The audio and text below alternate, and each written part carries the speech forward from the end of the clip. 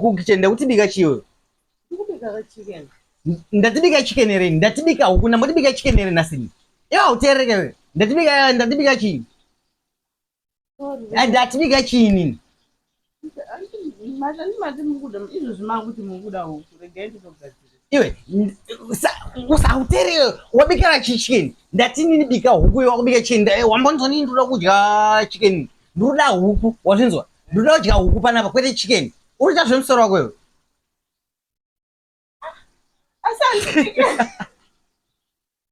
Andi chicken huku ere nayi kuzvitire kwa. Iwo ngoji kufuga chi. Iwo ngori kufuga chi papa. Man pa kwa ndisingai. Ngozi muna ndoda huku ndikubika chicken. Ndazvona kuti wakavarerwa, wazvona kuti wakadzana varerwa. Chicken ndo huku. Ukati nini wasaka asi wamwe inoiona kupi huku.